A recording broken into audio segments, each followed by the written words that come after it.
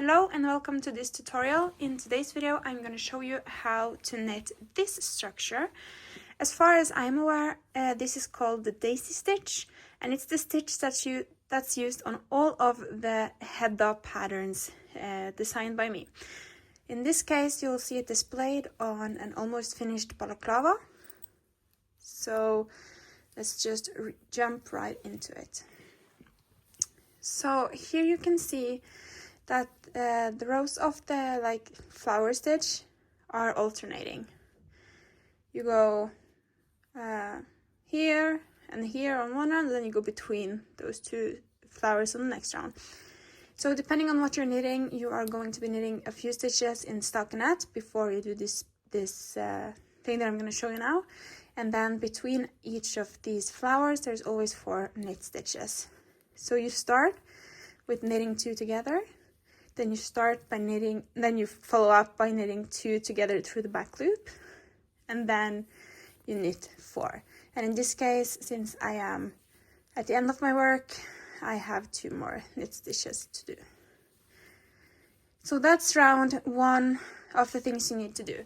Because I'm knitting back and forth, now I'm going to purl across all of the stitches. But if you're knitting something that's in the round, like a sweater or my midden pattern, you knit 1 round now of just stockinette knitting in the round. But I'm gonna purl across the stitches and then I'll meet you on the other side. Okay, so now I've purled across all the stitches and I'm ready to start working the structure. So now you're just gonna knit until you get to the point before your first decrease. That's now 2 rounds further below. We are going to be knitting in the space that you see here. That's between the 2 decreases. That's 2 threads over where you put your needle. So then you just put your needle in, grab the yarn and pull it up. Now it's really important that this yarn that you pull up is not tight. I know some of my testers did like an extra yarn over, and then they drop the yarn over once they get to this point on the next needle. I personally don't do that. I just pull it up, make sure it's loose, hold on the top of that stitch, and then knit the next 2 stitches. You repeat, you go through there, pull up the yarn. I like to pull now on both loops. Make sure they're loose, hold on to that, and then you knit the next stitch. And so now you have these 2 loops. The most important thing is that you don't make these too tight, because if you do make them too tight, especially if you're knitting something that's supposed to be felted, they are gonna disappear. So just make sure you make them really, really loose.